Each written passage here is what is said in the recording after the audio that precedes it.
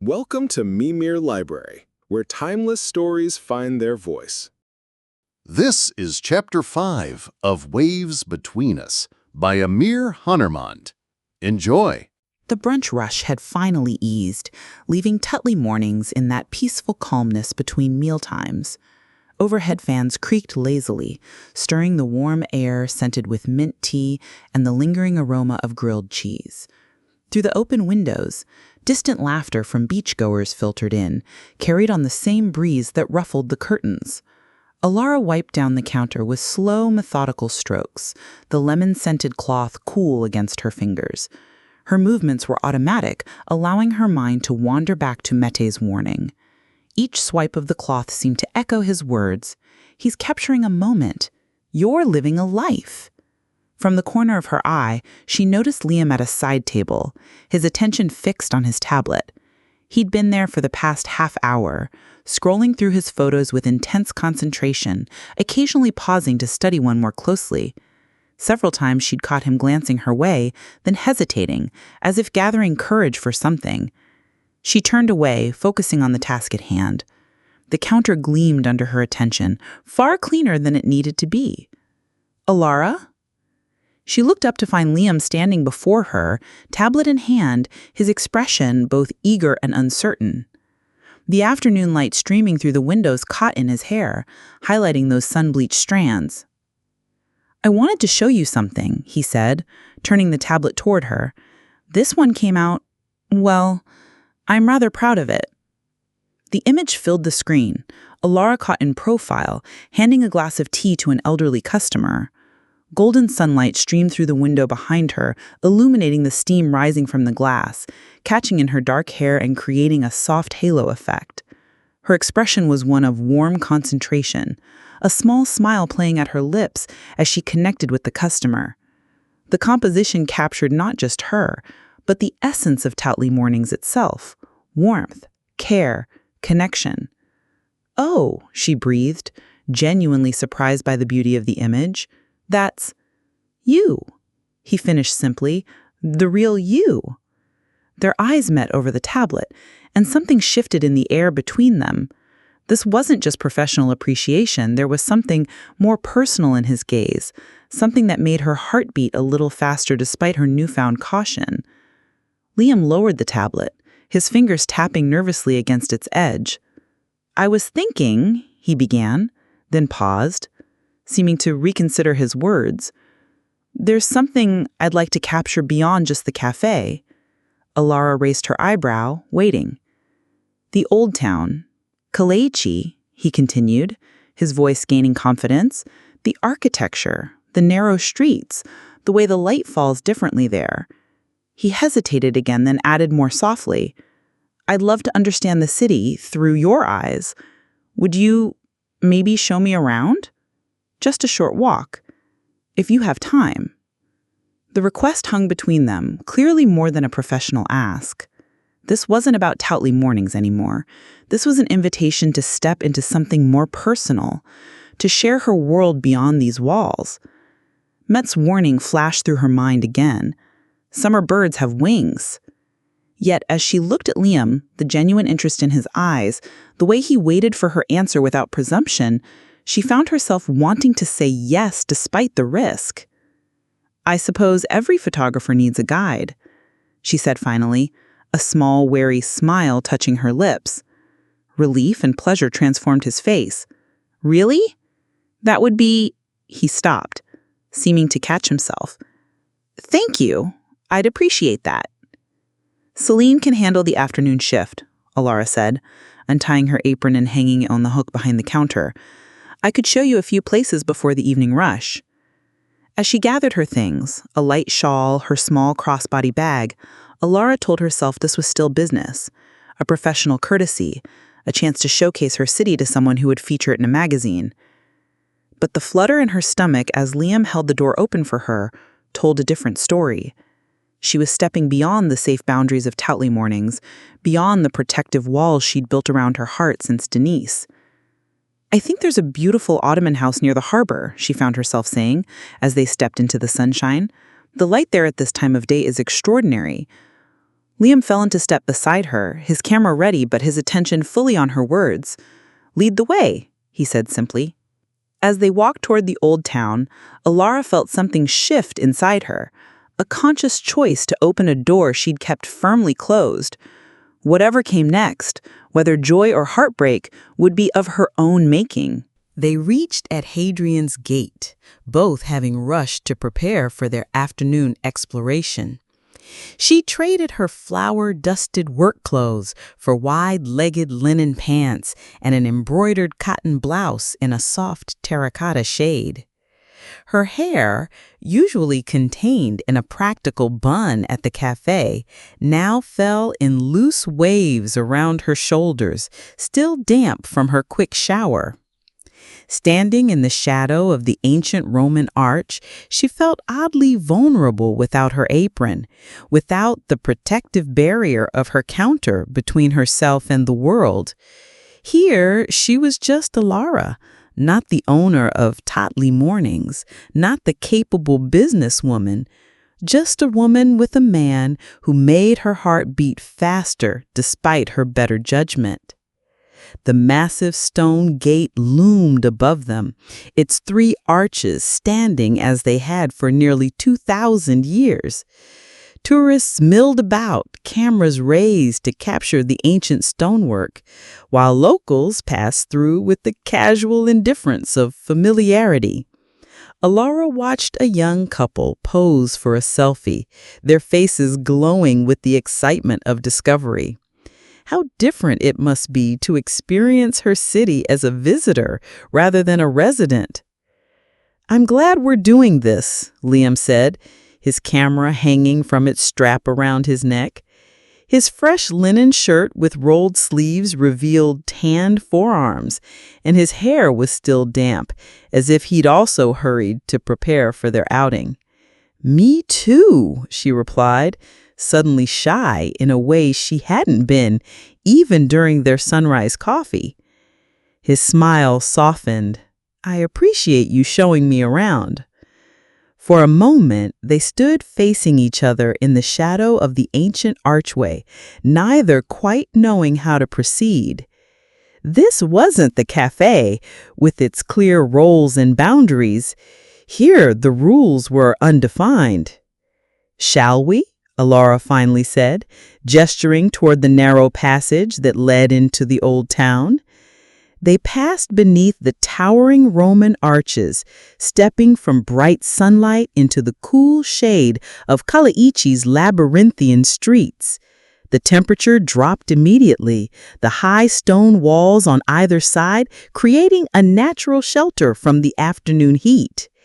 "These streets were built for defense," Alara explained, finding comfort in sharing knowledge.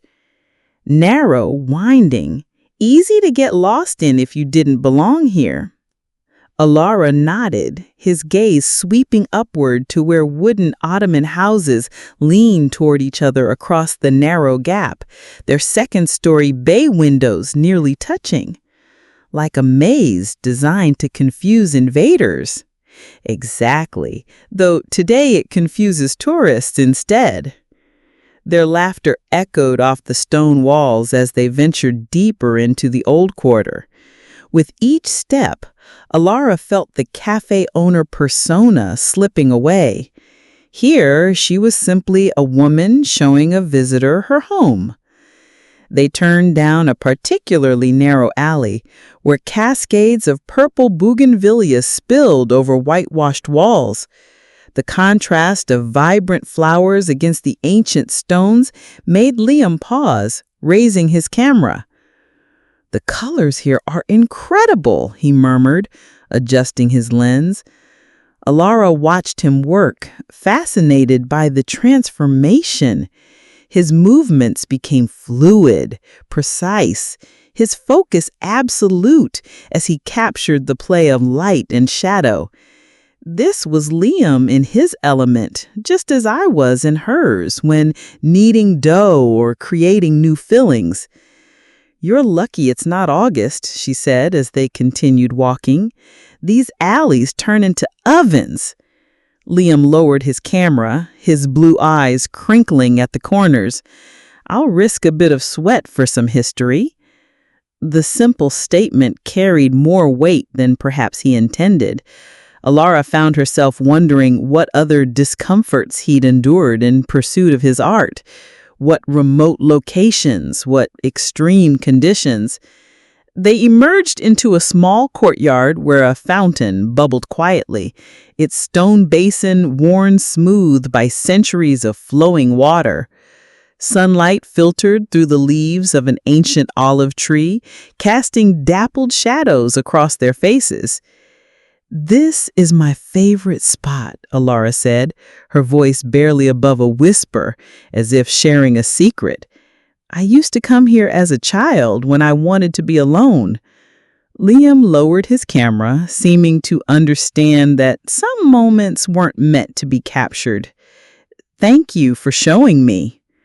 Their eyes met, and Alara felt the walls she'd carefully maintained beginning to crumble. This wasn't just a professional courtesy anymore. This was her, sharing pieces of herself beyond Tatli mornings, beyond the businesswoman she'd first met. As they stood in the quiet courtyard, surrounded by ancient stones and filtered sunlight, Alara realized that the old town had become a metaphor for what was happening between them. A journey of unexpected turns, hidden treasures, and the constant interplay of shadow and light. With each step deeper into Kalaichi's heart, she was allowing Liam further into her own. Whether this led to joy or heartbreak remained to be seen, but at this moment of shared discovery, Alara chose to embrace the journey. The winding street opened to a small corner plaza where a weathered cart draped in vibrant cloth stood beneath a vine-covered pergola. Strings of red peppers hung from the edges, swaying gently in the afternoon breeze. Behind the cart, a man with salt and pepper worked with practiced efficiency, his hands moving in a blur as he split open a ruby-red pomegranate. "Ah!" Liam's face lit up at the sight. He pointed toward the juice vendor. "What's that?" "Narsuyu," Alara replied. "Pomegranate juice, freshly pressed." Liam was already moving toward the cart, camera momentarily forgotten as he watched the vendor's hands. The man split another pomegranate with a sharp crack, revealing the jewel-like seeds inside. With deft movements, he pressed the fruit against a mechanical juicer, crimson liquid streaming into a metal container below. "Buharika gurunio," Liam attempted, his pronunciation careful but strained. "Ikitane ala bilirmiyim?" The vendor looked up, his weathered face breaking into a wide, gap-toothed smile. "Türkçe konuşuyorsun," he exclaimed, clearly delighted by the effort. Liam glanced at Alara, his expression suddenly uncertain. Did I just order 2 drinks or insult him? Alara laughed, the sound bursting from her with unexpected freedom. "You asked for 2 juices, but you said it like you were reading from a phrase book underwater." The vendor joined in her laughter, his eyes crinkling at the corners as he continued his work. "English, okay," he said, nodding at Liam. "You try. Good." Liam's cheeks flushed slightly, but his smile remained.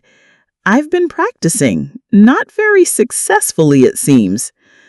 "Language is like cooking," Alara said, stepping closer to the cart. "It takes practice and a willingness to make mistakes." She turned to the vendor. "Merhaba Kemal amca, nasılsın?" "İyi, çok iyi. İyi, çok iyi, son."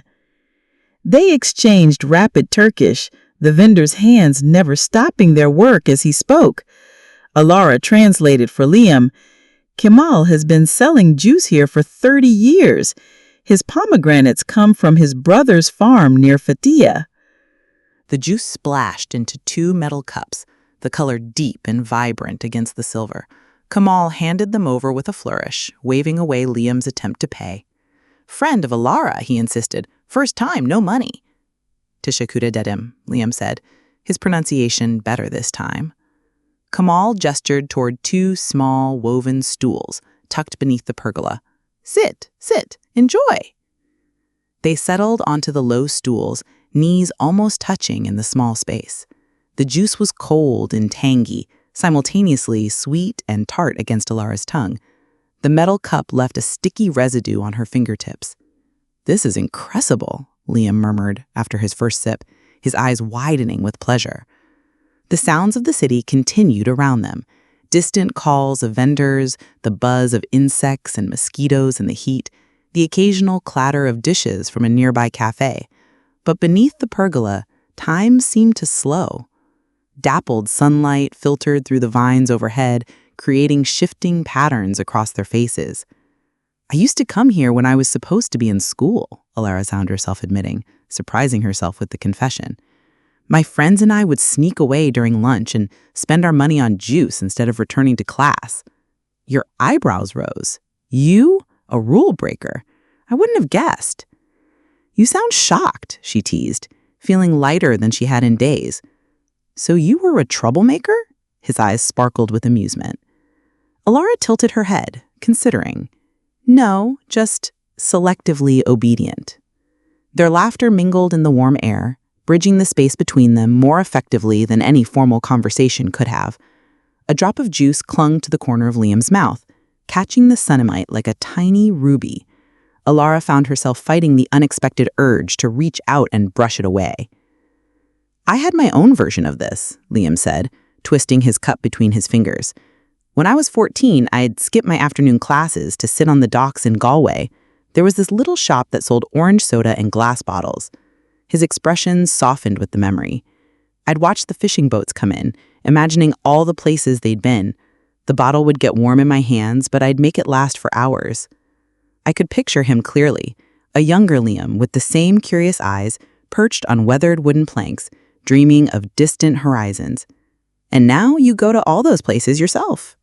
"I do," he nodded, his expression thoughtful. "Though sometimes I wonder if they were more magical when they only existed in my imagination."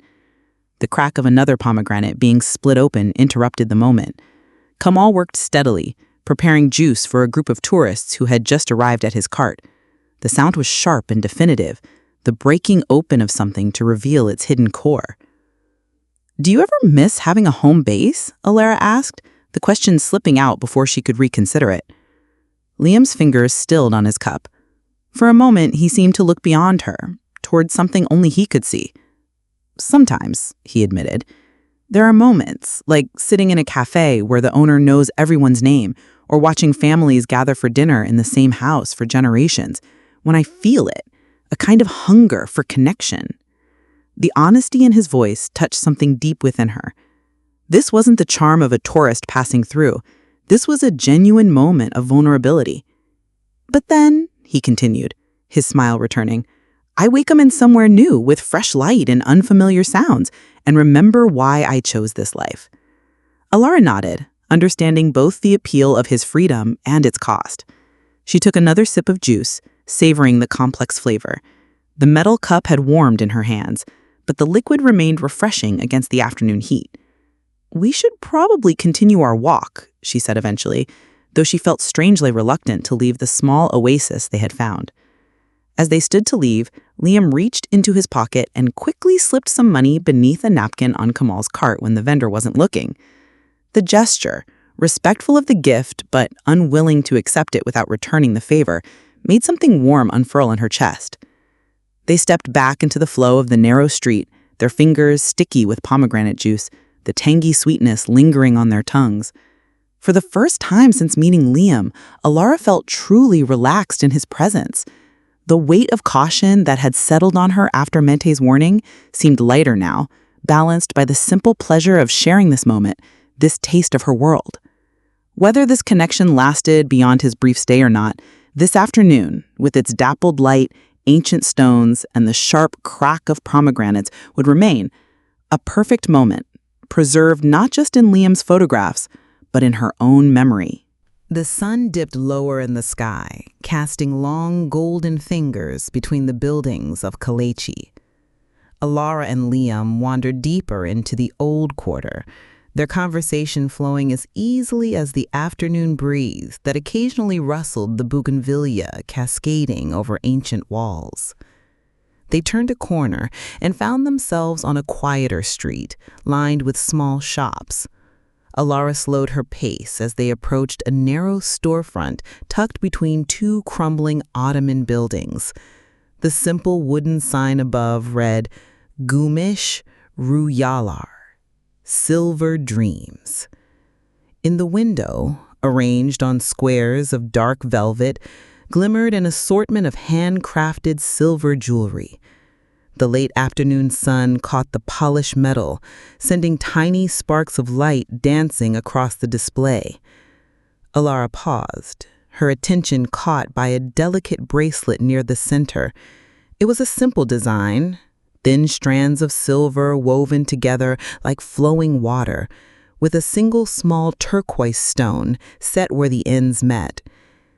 "That's beautiful," she murmured, almost to herself.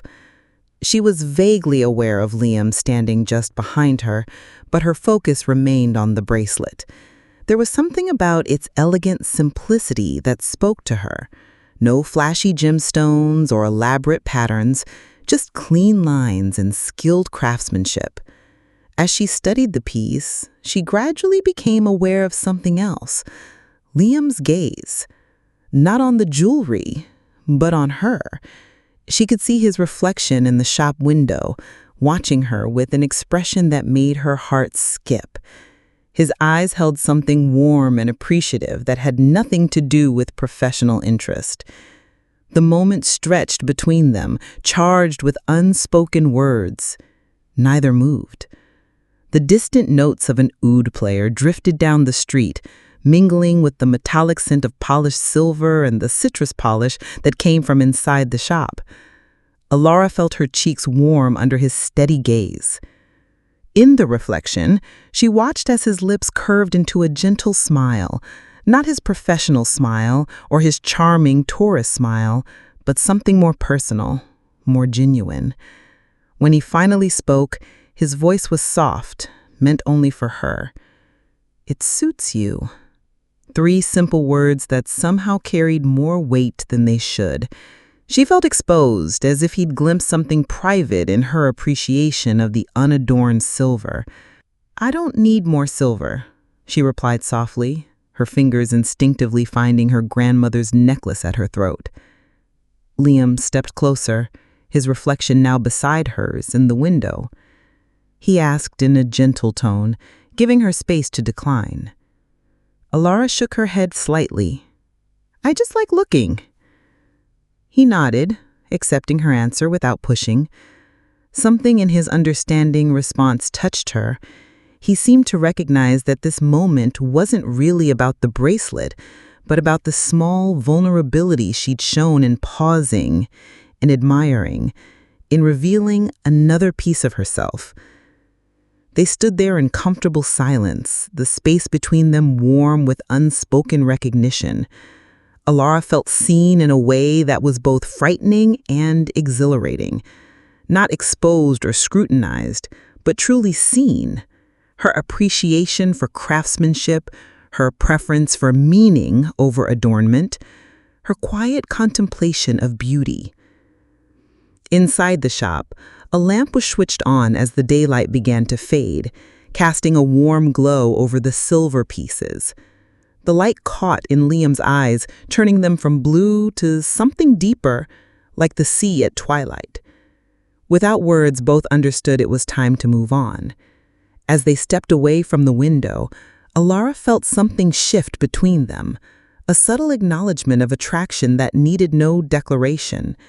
The jewelry shop window had somehow become a threshold they'd crossed together, stepping from companionable exploration into something more nuanced, more dangerous.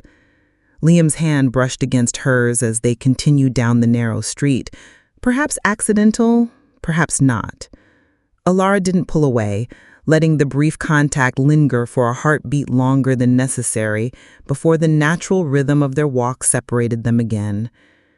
The oud player's melody followed them, a soundtrack to this unspoken moment of connection. Ahead, the street opened to a wider plaza bathed in golden light. But for this brief, perfect moment, Alara was content in the shadows of the narrow lane, walking beside a man who had seen something in her that she rarely revealed. Their path through the labyrinth of Kalechi's narrow streets until they came upon an ancient wooden gate, nearly hidden between two high stone walls. Cascading bougainvillea spilled over the top, their magenta petals catching the late afternoon light. Alara pushed the weathered door, which creaked open to reveal a secret courtyard that seemed to exist in another time entirely. "This place is magical," Liam breathed, stepping into the sanctuary. The small courtyard was a hidden oasis, enclosed by ivy-covered stone walls. Wrought iron tables were scattered across the worn cobblestones, each nestled beneath the dappled shade of fig and olive trees. A tabby cat dozed on the steps leading to a small fountain, its gentle bubbling providing a soothing backdrop to the distant sounds of the city beyond the walls. "Ayşe Hanım!"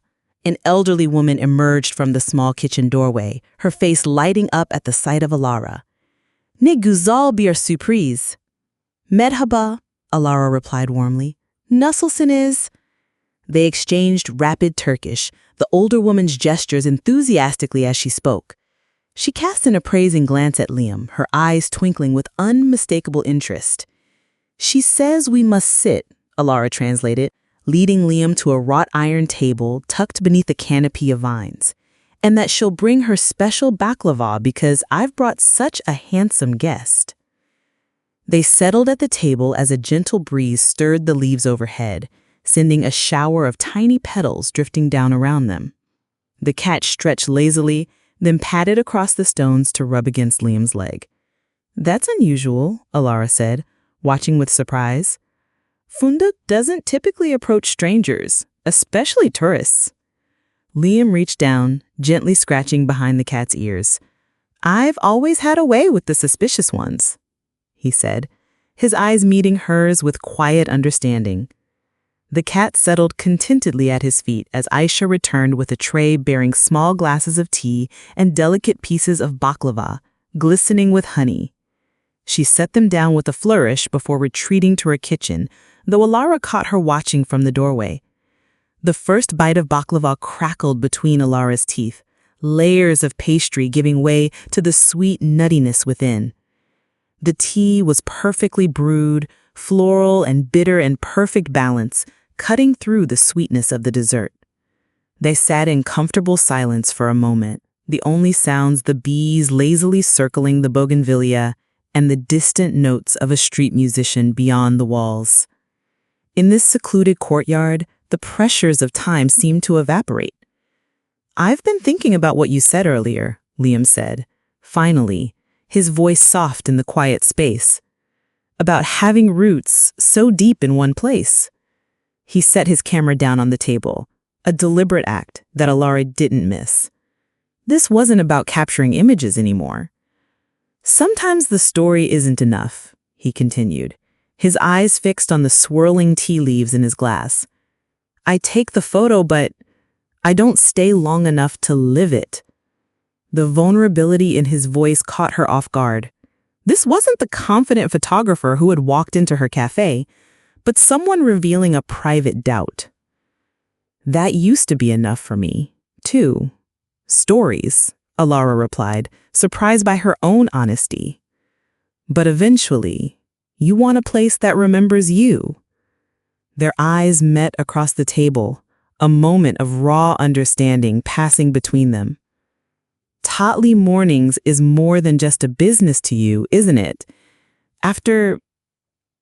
She hesitated, then decided to trust him with the truth. "After my heart was broken, the cafe became my anchor, something that was completely mine, that couldn't leave." She traced the rim of her tea glass. "Some people thought I was hiding there. Maybe I was, but I was also building something real. Liam nodded, his expression thoughtful. I understand that more than you might think. He gazed around the ancient courtyard. 15 years of capturing other people's lives, their homes, their moments. Sometimes I wonder what I've built for myself beyond a portfolio. The honesty between them felt as tangible as the honey-soaked baklava on their plates. No pretense, no careful distance, just two people recognizing something in each other that they rarely showed to others. The cat stretched and jumped into Liam's lap, settling there with presumptuous comfort. Alara couldn't help but smile at the sight.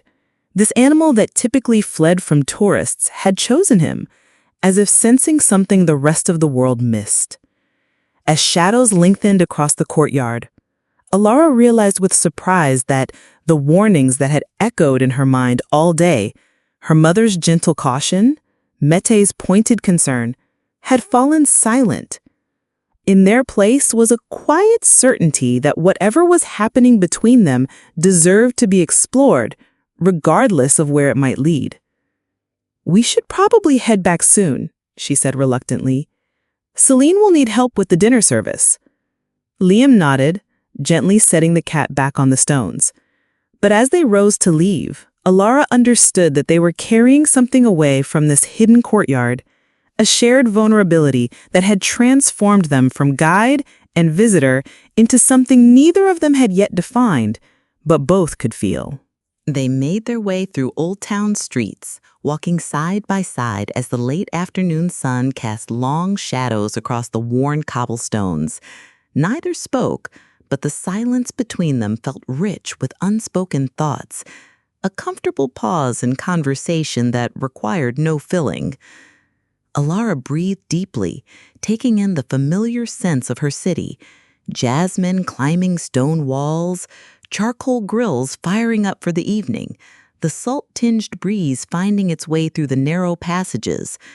The golden hour light transformed everything it touched, lending a dreamlike quality to the ancient streets.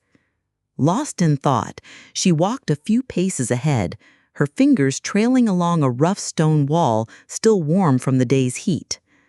Golden dust grains danced in the shafts of light that cut between buildings, and she passed through them, momentarily illuminated.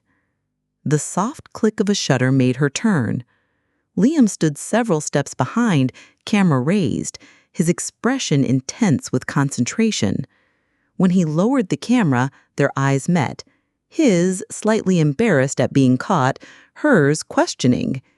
"You didn't ask for permission," she said, her tone gently teasing, though her heart quickened. "I couldn't help it," he admitted, no trace of his usual easy charm, just raw honesty. "The light was catching in your hair, and you looked—" He trailed off, seemingly unable to find the right word. Alara felt heat rise to her cheeks that had nothing to do with the evening warmth. She should feel objectified, reduced to an image, but something in his gaze told her this wasn't about creating content for his magazine. "It's fine," she said, surprising herself. "Just don't make me look like a postcard." "I'd never," he replied softly. The weight behind his words hung in the air between them. From a nearby restaurant, the rich aroma of grilled meat and roasting eggplant wafted through the air. Their footsteps echoed against the ancient stones as they continued walking, now closer than before, their shoulders occasionally brushing. The distant call to prayer began from a minaret, the melodic voice soaring above the city, reminding everyone of something greater than themselves. The sound was both solemn and beautiful, anchoring this moment in reality even as it felt increasingly like something from a dream. Alara felt herself balanced on a dangerous edge. Every glance they shared, every accidental touch of their hands as they walked, pushed her closer to the edge of something both exhilarating and terrifying.